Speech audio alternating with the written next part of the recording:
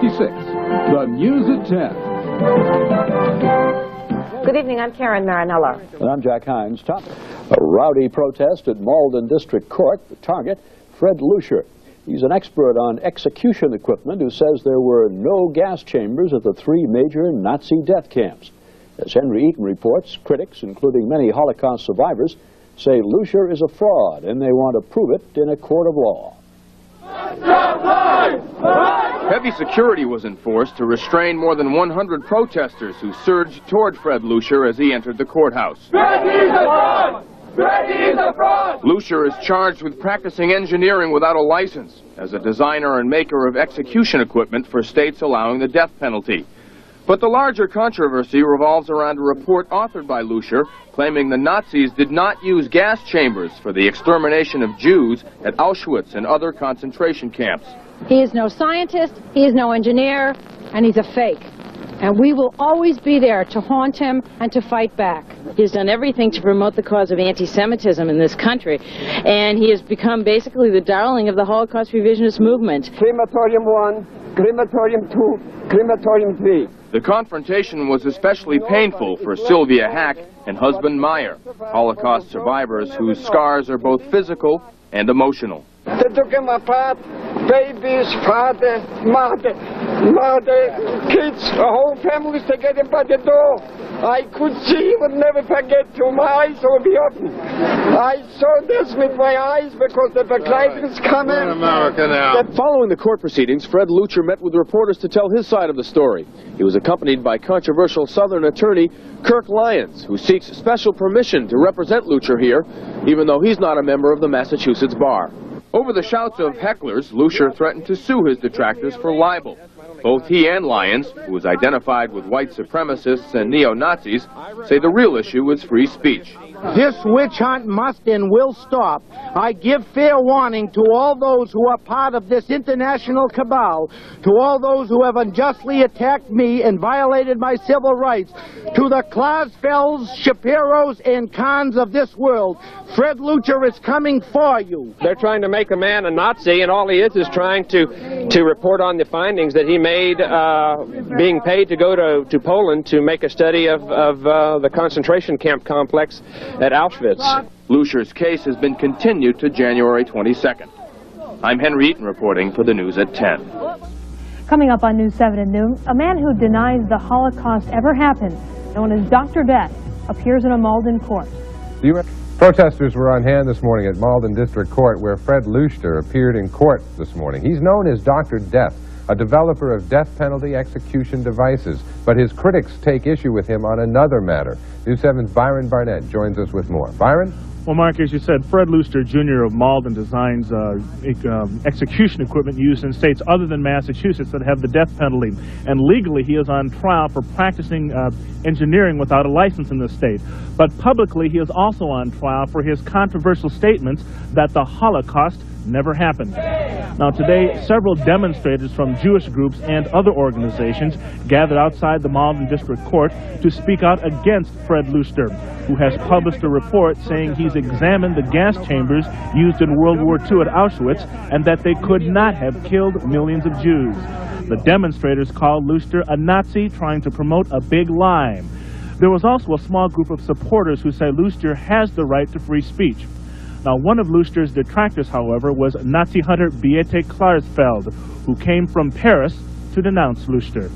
Came from Paris for the third time already because it's the third hearing today of Leuch, but we also had been instrumental in fighting against Leuch, against this report with the book Truth Prevails, and together with the Holocaust survivors and friends we made investigation, and we found out that he is using his engineer license. He has not, so we gave this information to the prosecutor and he's sued, and that's the reason he's here for the third time. I am going to employ my legal rights through the courts. And it must be remembered that these people have destroyed my life, have totally put me out of business, and have vilified me in every way and manner that they could. And they will be called to answer for this in the courts. Now, Leuchter is calling on the world press to investigate his claims. He says if the press does, it will find out he's telling the truth. The detractors, however, say they will follow him wherever he goes and continue to denounce him. As for his court appearance today, nothing really happened. The case was continued until next month. And one other point about his court appearance, there was very heavy security in the court today. Everyone had to go through a metal detector to get into the court building. I asked, was this because of Leuchter or because of the Persian Gulf War? And a police officer told me both. Reporting live in Malden, I'm Byron Barnett, News 7. Mark? Byron, thank you. Byron will have more on News 7 at 5 o'clock each.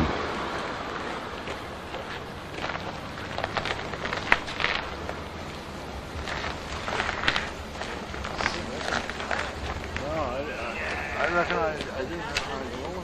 I couldn't sound like people come over. What?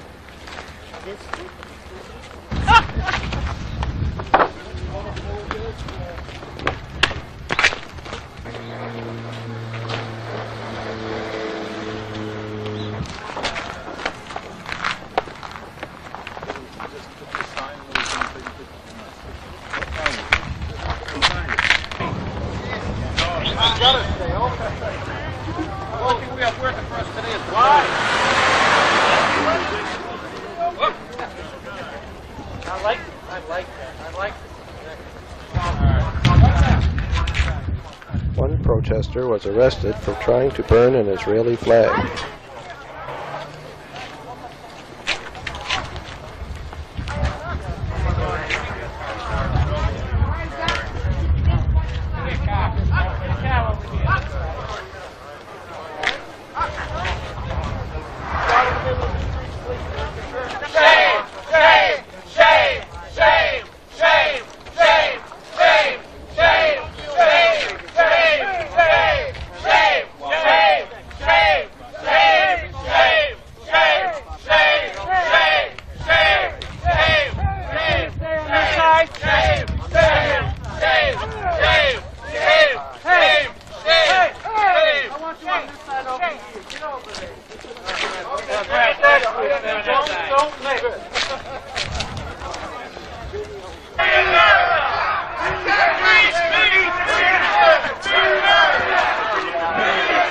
David, have Jurgen get a camera to Avo. We can use a camera inside. Okay. Avo. What do you think about all this protest out here? I have no comment. At the government center, what time? Immediately after the... So I'm surprised we turned out here today. No, not at all. See all this. Just know what the rights were. Avo. Tell the people. No, it'll take that A mountain of lies, slander, and innuendo have surrounded this case since its inception earlier this year. I will take this opportunity to address the lies of Beata Klausfeld and her hatchet woman, Shelley Shapiro. Stemming from my testimony as a court-certified expert on execution technology in the Ernst Zundel trial in Canada, in which I proved the non-existence of execution gas chambers at 3 concentration camps in Poland, I have been vilified by the caretakers of the Holocaust dogma, whose desperate tactics destroyed my character and impugned my life and turned it upside down. But I will not bend the knee, not now, not tomorrow, not ever. Time and a new dawn of reason will vindicate the Leuch report. As a scientist, I cannot view the Holocaust as a religion, as some would have it. My report proves that the Holocaust should be debated, and should have been debated long ago. I call again on the world scientific community to demand an impartial investigation of the facilities at the camps at Auschwitz, Birkenau, and Majdanek. I am not afraid of the outcome. Klausfeld and Shapiro are. As responsible world press, you should demand this investigation. It has been claimed that I broke the law by removing samples illegally from the camps in Poland. My response: the administrators of the camp were confirmed exterminationists, and only the most naive of children would believe that they would permit an impartial investigation and forensic analysis of these facilities. To my knowledge, I have not been charged with any crime in Poland. At the time of my trip, the government was controlled by a criminal communist regime, non-responsive to the Polish people. I lose little sleep over this minor infraction in the light of the truths uncovered by this investigation. It is claimed that I am a neo-Nazi. My response: I am not a Nazi. I am not a communist. I am not a Sandinista nor an Iraqi terrorist. I have no ideological commitment to save to God above, my family, my country, and the Bill of Rights. Some have tried to attack me through my association with the Zundel trial, my attendance at the IHR convention, and my choice of an attorney. All such attacks are dead ends. I am a member of no group other than the shrinking fraternity of free thinkers and truth seekers in our society. Shelley Shapiro claims I have no credentials to pass judgment on the camps, that my report is a fraud, and that I am not an engineer. My response: what credentials does Shelley Shapiro have to comment on any forensic or engineering report? What authority does she bring to the discussion other than agitation, hate, distortion, obfuscation, and deceit? The Press Act report demolishes the Leuch report. My response: the Press Act report is an incompetent work produced by an untrained pharmacist, which by its very content reinforces and supports the Leuch report. Leuch did not have to go to Poland. He could have asked the survivors. My response: many people are obviously upset with my report. It brings back painful memories of war-torn Europe and missing relatives. But stories told and retold have multiplied one dead relative into a dozen. Even competent Jewish Holocaust historians are concerned over the brazen exaggerations of Holocaust survivors that does nothing but give aid and comfort to the revisionists. Unfortunately for the truth, few reporters are willing to seriously question the statements of a survivor going through emotional hysterics. It is claimed that I am a revisionist. My response: I am not. I do not consider myself a revisionist for the following reasons. I am not a competent historian of the period. My report concerns only the camps I investigated. I make and have made no opinion as to deaths in any other camp or by any other means, or as to the total numbers of decedents. It is not my fault that Prussian blue and cyanide residue did not show up in the forensic samples in significant amounts. I am not responsible for the Nazi failure to have gassed persons at these camps. If an honest investigation had been made in 1945, my report would not have been necessary. I do agree that my report has spurred a debate in search of the truth and is radically changing the perceptions of World War II history. Mr. Pressack claims that only 1 million died at Auschwitz. Is Pressack a revisionist? Sacred Dogma cites 4 million. If I stated this, I would be branded an anti-Semite. Are Pressack, Klausfeld, and Shapiro anti-Semitic? Insofar as I am sympathetic to the truth seekers in all areas of human endeavor, I am actively sympathetic to revisionists and historians and researchers. If seeking the truth in this manner makes me a revisionist, then so be it. Thank you. I'll entertain any questions. Shapiro, what do you intend to do to, I guess, advance your opinions here? In what respect? In making it known? You're calling on the press to say something, or are you just going to... Yes, I've repeatedly asked the press and the scientists of the world to call for an international investigation to go to Poland and examine these camps and either prove or disprove my findings. Last time we were here, you made what some interpreted as sort of a threat against the people who have opposed you. You said that you would get them. What did you mean by that?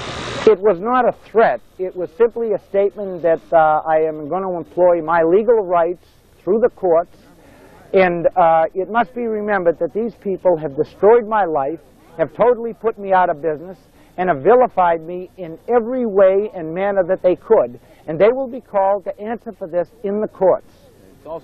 Fred, before your trip to Poland in February of 1988, did you believe in what is generally termed the Holocaust? Yes, Kirk. I think as every other American, and probably as everybody on the surface of this planet, I believe that there was a Holocaust. I believe that there was mass extermination of large numbers of people, and I was totally appalled when I arrived in Poland and found that all these things that I had been trained about for years were untrue. Fred, we've all heard about the large, gigantic industrial-sized killing chambers that the Germans allegedly had.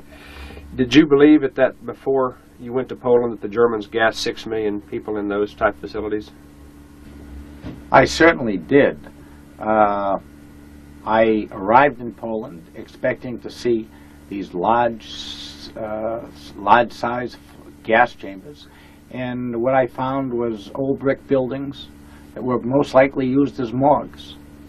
Now, Fred, you were familiar with American gas chamber construction from personal inspection and analysis, I believe, in the state of Missouri. How come you weren't suspicious about the representations of gas chambers in documentary films claiming to show original German gas chambers? I think the answer to that question is that primarily I was not political and I was not historically minded, and I didn't watch these documentaries. I assumed that all this happened because I had been taught it happened. I had seen the few photographs that had been taken of these facilities which were allegedly gas chambers, and normally there's not enough information in a photograph to make a determination. What was your first reaction when you first heard of the Ernst Zundel trial in Canada and its central point of questioning the standard version of the Holocaust? I think when I first heard about the trial, my assumption was that Mr. Zundel perhaps didn't know what he was talking about. But what concerned me more was the fact that Mr. Zundel had a right to discuss and to think anything he wanted. And I was concerned about the freedom of speech issue. I had assumed that Canada had the same freedom of speech provisions that we have in the United States, and of course I subsequently found out this wasn't true. I also was very concerned when I found out that I was the only person with the expertise to examine these facilities and ensure that Mr. Zundel got a fair trial. Did you have any preconceived notions before leaving for Poland? And I guess to follow up that, what did you actually expect to find when you got over there? I expected to find viable gas execution chambers, and even though I had seen the documentation in Toronto, I'm not sure I really believed it all, and I honestly expected to find gas chambers and equipment capable of being utilized for gas execution purposes.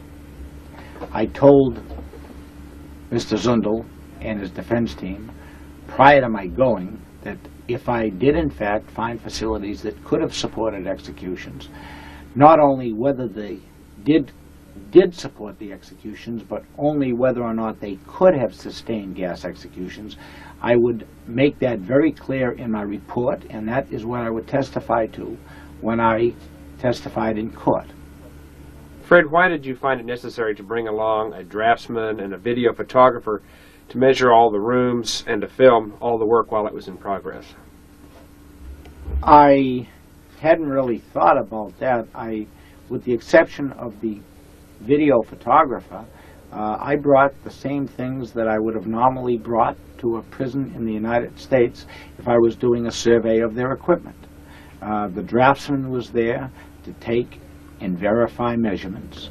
The drawings were made on site and then reproduced when we returned to the United States to document everything we saw. I personally made photographs and produced a great deal of photographic evidence of the hardware and facilities that we found in Poland.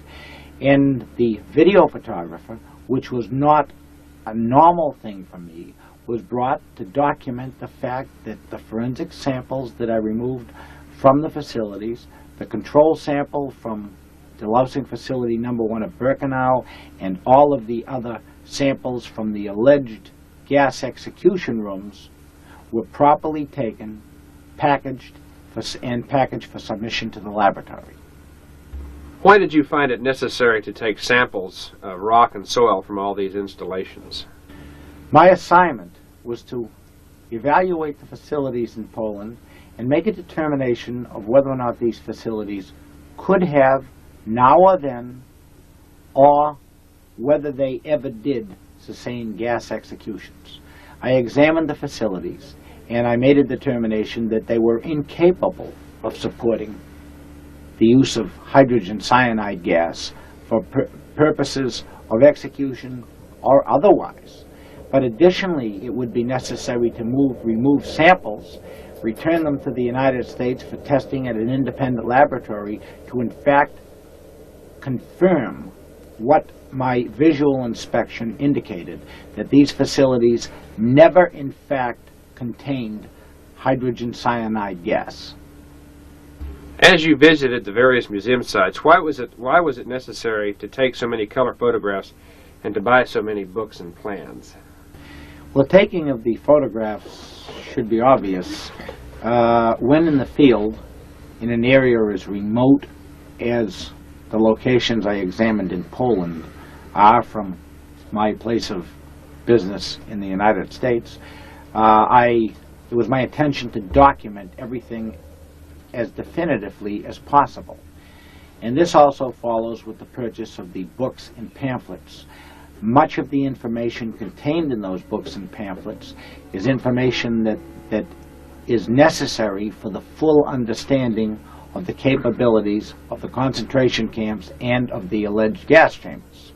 These pamphlets contain the alleged procedures and protocols used during gas executions, and without this information, it would not have been possible to determine that these facilities were not, in fact, execution gas chambers. Did you have any pangs of conscience there that you might be actually desecrating a holy shrine? No, I didn't, Kirk. In fact, I think I would have had pangs of conscience if I didn't do it, because my failure to remove those samples might have resulted in the truth not being known to the vast majority of people. Well, now, millions are supposed to have died in these places. Did you not have any feelings of piety or respect for the dead of the people that died there at those camps? I have a great deal of respect for everyone that dies in any war or in any situation where there's a major loss of life. It's difficult to feel respect and piety for persons who never died. You were not there with the permission of the Polish government. Did you feel bad about doing this basically under their noses at the Auschwitz, Birkenau, and Majdanek sites? No, I didn't. I was working in a communist country, a totalitarian country, that for some 40-odd years had worked to suppress the truth. And I was not uncomfortable at all in working under their noses to promulgate the truth to anyone who wanted to hear it. There was, however, the real fear of being imprisoned or arrested, was there not? Oh, very definitely. And it was because of that reason that we had alternate escape plans. I had maps of Czechoslovakia and Austria, and assuming we had a problem, we were going to grab the samples and run. Now, you got back from Poland, and the samples that you had collected using the scientific method were turned over to Alpha Laboratories. Why did you not tell them where you had obtained these samples and why you were submitting them for analysis? Well, first, I had chosen Alpha Laboratories because they had one of the best reputations in the state for this type of forensic work. They had been recommended by the Commonwealth of Massachusetts, and they had also been recommended by other people that I knew and had done this type of work before. Now, it seemed to me that the issue of the gas chambers, being such a crucial issue to many people, that even a lab whose personnel were as professional and as competent as those as I found at Alpha, their mindset or their attitude might have interfered with their capability to make a competent analysis. The samples were turned over to the laboratory and they were told that this was a workman's compensation case. And they were under that impression, and they rendered their findings with that impression. And they were not told of what the samples actually were and the purpose of the samples, beyond the fact that the samples would be used in court and they would have to certify each test procedure. They were not told until it was necessary for them to testify, and I called them from Canada the day before they did in fact testify. Now, I understand you took a control sample. Why was that necessary, and where did you take it from? Well, a control sample was taken from disinfection facility number 1 at Birkenau.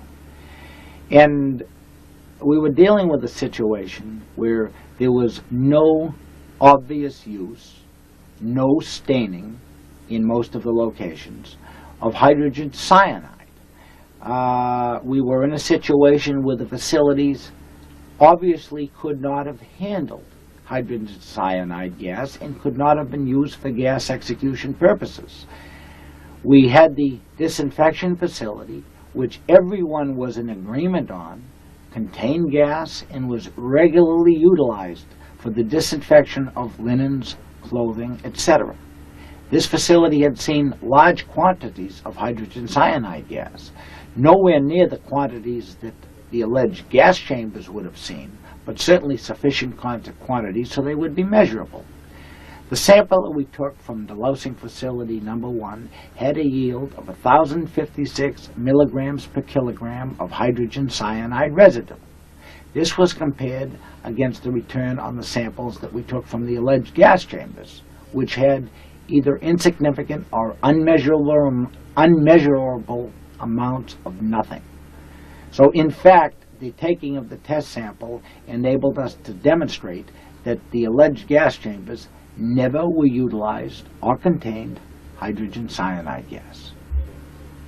How can critics of yours, and apparently you have many, be sure that what you did is scientific and followed the scientific method? There was a great deal of documentation available, not only in the report, but the videotape which is available, which was taken for the court proceedings, which shows me taking the samples, documenting the facilities, making the measurements. Each measurement being carefully taken, first by myself, and then my draftsman, and then signed and countersigned. Each sample was taken, bagged and labeled, signed and countersigned by myself and my draftsman.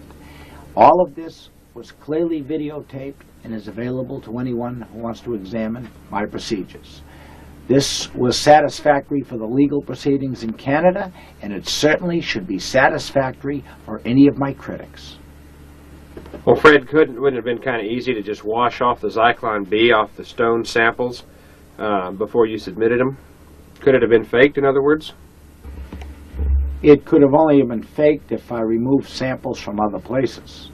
But since the videotape and the documents that were made at the time and then submitted into the test laboratory and also into the legal process clearly shows that these were the original samples taken from the facilities examined. The hydrogen cyanide is such that when ferric cyanide compounds are made, and these are the compounds that are made when cyanide and iron combined, the compound is extremely permanent. I don't think any chemist knows today how long these compounds will last, but they'll certainly last for several of thousands of years and maybe much longer. Well, now, couldn't the Germans, before blowing up these facilities, have just washed the Zyklon B off with powerful water hoses? Zyklon B that's come into contact with free iron and forms ferric cyanide compounds is not washable. It may be erodible, but when we think of washing, we think of mixing sugar and water or salt and water. That's a mechanical combination, and this can be removed and quite easily flushed away. But we're talking about a chemical change, a chemical compound forming, which is a very permanent compound, and it cannot be removed by a mechanical process of a man with a hose. What, aside from the samples, convinced you that these facilities could not have been used then or now as execution facilities? The samples, in my mind, were mainly corroborative. The reasons that I determined that these facilities were not or never could have been gas execution facilities are stated in my report. And it mainly is concerned with the design and fabrication of these facilities. The requirements necessary in the design of a facility that contains a highly explosive and highly poisonous gas. You must have gasketed doors, no windows, means of getting the gas in, means of getting the gas out, something for heating the gas and the air to constantly keep the right temperature, explosion-proof switches, lighting facilities, etc. None of these ever existed. We're talking about brick and mortar buildings without heat, with non-explosion proof lighting, without gasketed doors, in some cases without doors at all, and with crematories that opened very close or adjacent to the facility. If these facilities were used for gas execution facilities, if those persons operating the facilities didn't gas themselves to death at the same time that the executees died, they certainly would have been blown to bits when the gas exploded from a spark arc in a switch, the heat of a light bulb, or the gas approaching and getting into the crematory furnace. I mean, it's just ludicrous to consider that these facilities could have been used as gas chambers. Well, couldn't you have been deceived by clever Nazi camouflage experts who covered their criminal tracks? No, but I think what has happened is the world has been deceived by clever Jewish camouflage experts who have in fact created a myth of gas chambers where they never existed. You're telling me that the Nazis couldn't have removed the seals and the chimneys or the suction fans or the heating elements to cloak their crimes? That they could not have done those things? Not without leaving behind holes, mounts, or places that had been repaired and obviously had seen other construction work or changes. Well, we all know from reading the newspapers and watching TV that there's many Holocaust survivors who say that they actually saw gassings. They described them in minute detail, which relative it was they lost, down to the color of the corpses and the color of the smoke coming out of the chimney. How do you respond to these people? Well, one of the things that was necessary for me to do, Kirk, at the outset, so I'd have an understanding of what I was doing, was read the literature and alleged eyewitness reports, so I could make a determination of the protocol, which, that's a fancy word that we use in terms of executions for determining for what the actual procedure is for the execution. And I found through these investigations that there is no such a thing as an eyewitness. I have never seen a report that was written by anyone who was competent or who had a valid description of what could have happened at a gassing. So the long and the short of it is, there are no eyewitnesses because there were no gassings. Now, part of your trip to Poland, you took a look at the famous Auschwitz swimming pool. Tell us a little bit about that. Well, we walked past and we stopped and we did an investigation and an inspection of the facility. And from what I understood after this was completed, it's been alleged that the facility was for use by the officers of the SS at the camp. This is contrary, of course, to what I was told by some of the camp officials, and the location of the swimming pool and the confirmation by the officials at the camp today, or maybe I should use the word museum, has indicated that this facility was in actuality a swimming pool for the inmates. What has been the media response to the Leuch report? There has essentially been very little media response to the Leuch report. They have reported on it and discussed it only when it's been absolutely necessary in dealing with other occurrences. The media, I think, like most people, are afraid to hear the truth. And I have repeatedly asked the media to help me in requesting that an international investigation be established to investigate the alleged gas chambers at the 3 concentration camps I examined, Auschwitz, Birkenau, and Majdanek, all in Poland, to make a determination once and for all and either corroborate or deny my findings that these facilities actually housed execution gas chambers. And the media has consistently failed to report on the contents of the report. The media has consistently failed to report my request for an international investigation. Well, we've heard from the media. What is the leadership in the Jewish community? How have they responded to the Leuch report? Well, the people in the Jewish community, at least the activists in the Jewish community, have determined that the Leuch report is a lie. And they spent some 2 years investigating myself and my report, and were unable to find any flaw in my report, my capabilities, or my personal background. So because of this, they set about a campaign to vilify me publicly, to threaten my clients, put me out of business, pass legislation to stop me from working, and then finally to file a criminal complaint, a spurious criminal complaint against me in the Massachusetts court system, which I've had to answer, and which, if I was convicted, would face 3 months in jail. Additionally, they have spread lies and innuendo throughout the country relative to the capability of the equipment that I have constructed and that is performed flawlessly in every execution that the equipment was engaged in. But yet they have lied and they have told prison personnel that the equipment has failed. So essentially, if you were the warden of a prison, if you didn't buy the story that my equipment didn't work, then they threatened you and indicated that they would have you fired if you purchased equipment off them. Well, you've touched on it a little bit. What has it done to your career, and how has your findings and testimony affected your life and family? Well, my first question would be, what career? 2 years ago when I started this thing, I had a reasonably good career as a consultant.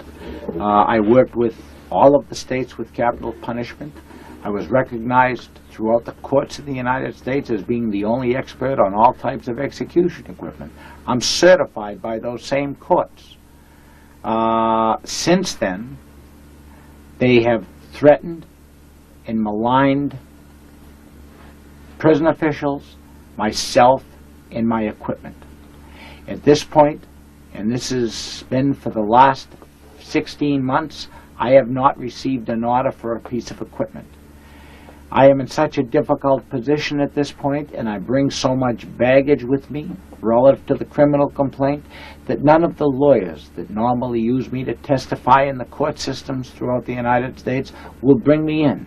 And I've lost that income as well because I'm too difficult to qualify because I have a criminal complaint chasing me into the courtroom.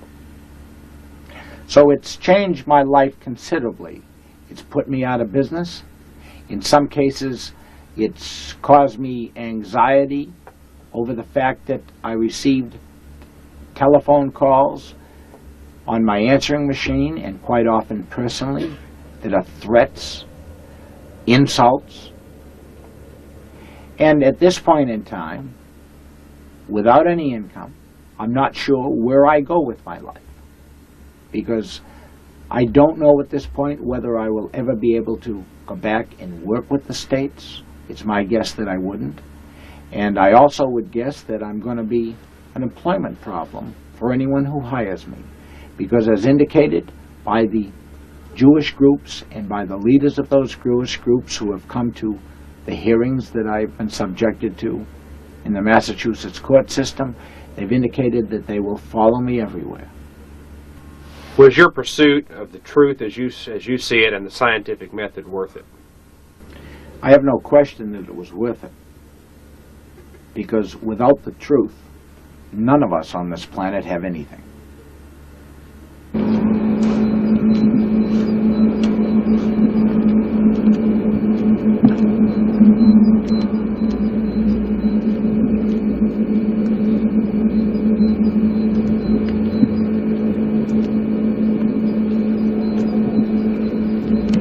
Good morning. My name is Fred Leuch. I'm an engineer from Boston in the United States. And I'm here this snowy morning here at Auschwitz in Poland. The date is February 28th. It's approximately 10:30 a.m. And I'm here to examine this alleged gas chamber and bring that evidence before the Canadian court. There are questions relative to the use of this structure. Some people feel it was an air raid shelter.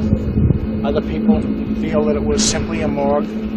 And then there are those that feel the structure functioned as a gas chamber for gassing people and sending them on their way to their death.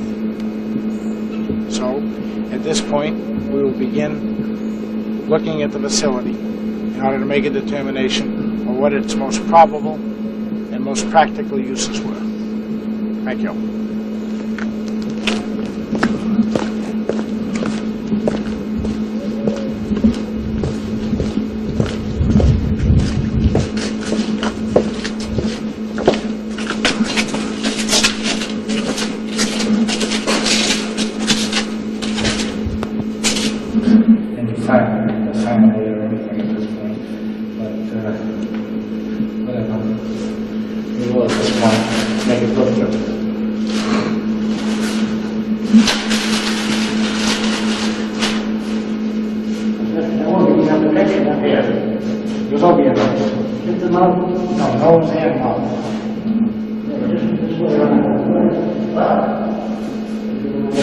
This is Fred Leuch again. I'm standing inside the alleged gas chamber, and I'm about to take samples from the wall and ceiling material, essentially the mortar, the stucco, and the brick. And these samples will be documented and later taken for analyzation to determine if there's any residual cyanide in the mortar and brick material.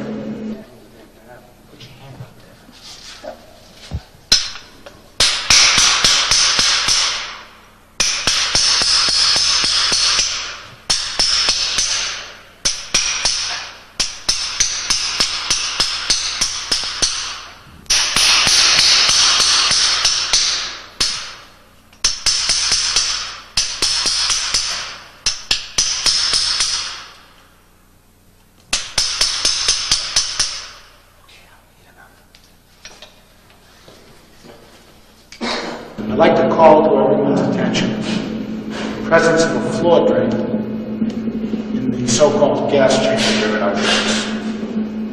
The purpose of the floor drain is to enable maintenance personnel to wash the room down, to wash the walls, floor, and the ceiling. This would be extremely important if the room was used as a gas chamber, to remove the residual hydrogen cyanide gas that had accrued to the walls. There would be a reasonable, if not a great deal, of the gas in a liquid state on the walls, diluted in water, which would constitute prussic acid. This would adhere to the walls and saturate into the modern brick, and it would be necessary to avoid buildup, to wash them down after each usage. Now this water from the walls would then run into this floor drain, and unfortunately would get into the entire drainage system of the camp. There are drains like this that tie into the drainage system at every doorway of every building in this facility. That would mean that there would be prussic acid and the possibility of hydrogen cyanide gas coming out of solution at every location in this facility, which would be an extreme health hazard and dangerous to anyone on the premises.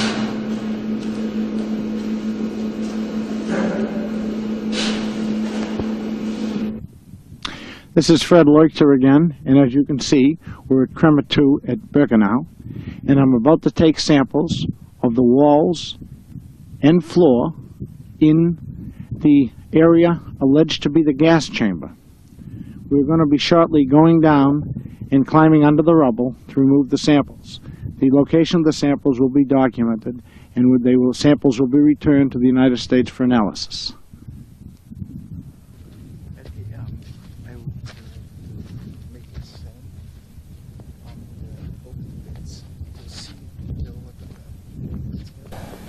We're standing at Crema 2 at one of the alleged holes where the SS officers threw in the hydrogen cyanide material. As you can see, it's a rough cut opening with metal reinforcing rods. And the size of the opening is questionable at this point. This may have been the original size, although there are rods sticking out on this side. So this hole may well have been opened after the building was collapsed.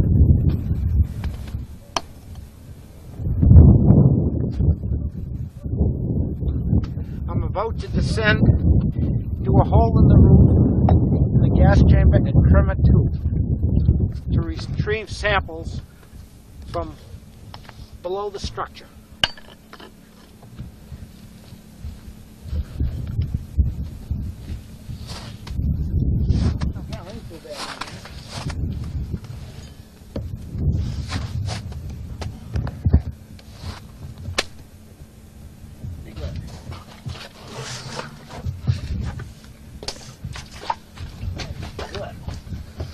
Excellent.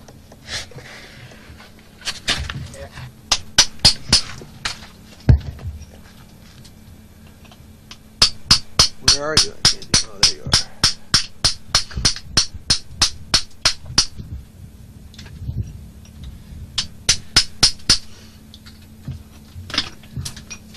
Beautiful.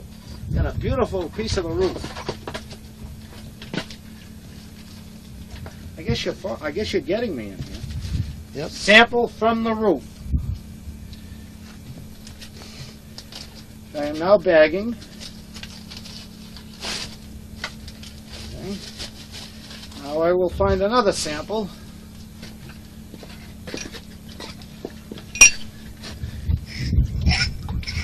I am at floor level, and the floor is covered with water.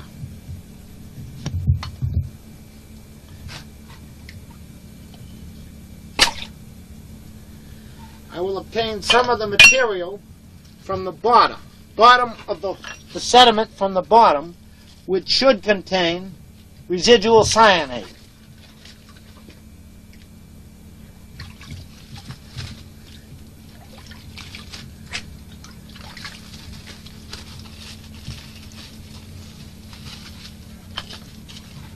Okay, there not being much more I can do down here, I will ascend to the surface.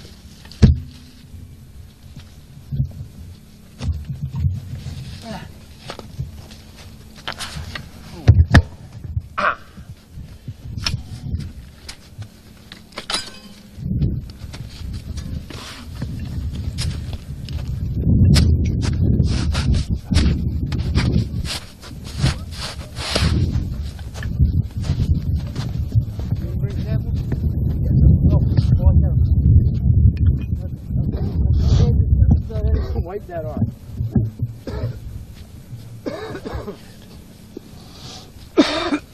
This is wet. This is Fred Leuch again. I'm standing in the experimental gas chamber area at Majdanek at Lublin. I'm going to give a recap of everything I've seen here on my trip to Poland. The first location that we stopped at was Auschwitz I. And an examination of the gas chamber facility there, it is in my best engineering opinion that the facility was not ever used as a gas chamber for extermination of people or vermin. We move along to Auschwitz II, and I examined several locations at Auschwitz II. It is my opinion also that the areas at Auschwitz II were not used for purposes of exterminating people, but were simply used for delousing. We looked at a delousing facility, and it's a facility that all seem to agree we use for delousing purposes.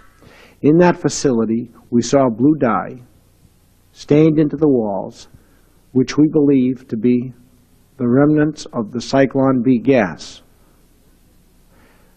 Those materials will be taken back to the United States for chemical analysis. A look at the other gas chamber facilities indicated the presence of no such stain in any of the gas chamber facilities where the crematoria were located. We move along to Majdanek, and I've looked at all of the facilities here. There is one rebuilt gas chamber which does not appear to be capable of having been used for even the extermination of vermin. It's 3 o'clock in the afternoon here at Majdanek, and I hope everyone will excuse the interruption, but we were asked to leave the premises by the guard who was closing the facility. I was in the process of explaining what I thought had taken place up at the new rebuilt gas chamber facility with the crematory, a short distance from the location. In the background you see the experimental station that I was standing in earlier. The rebuilt gas chamber and crematory does not appear to have been used for extermination either of human beings or of vermin. Now we'll discuss briefly the experimental gas chamber that you see behind me. This gas chamber is unique. There are 2 rooms, or 2 separate chambers. One was apparently used for carbon monoxide, and one was used for Zyklon B. The uniqueness of the facility sets it apart from all of the others. The doors are gasketed, and there were apparently heated air returns which pumped the air from the chamber through a heater back into the room. This would seem to indicate that the Germans were trying to develop a more rapid procedure for delousing clothing, blankets, etc. Up until this time, the delousing normally took place over a 2 to 3 day period, where they would spend 1 day with the gas in the room. They would spend another day or 2 airing the room out. Most of the areas that they used had few windows or doors because they didn't want the gas to leak out and hurt anyone outside the facility, and it generally took longer to eliminate the gas at the delousing facility than it would if you normally exterminated a building. And what it appears was being developed here is not an extermination capability for people, because the gas chambers are much too small, and it would really not be feasible to build a gas chamber large enough to gas 100 or more people. The facility that we have here seems to be simply an enlarged version of the Dagesh delousing chamber, which is made of metal and had a air pumping system which pumped hot air from the chamber through the heater back into the chamber to accelerate the hydrogen cyanide gas gas's evaporation from the pellets into the air and the circulation throughout the room. So the facility we see behind us, there's no reason for this facility to be assumed to have been an extermination center. This was simply a new development in testing standard conventional delousing procedures in an attempt to speed them up and make them safer and much simpler.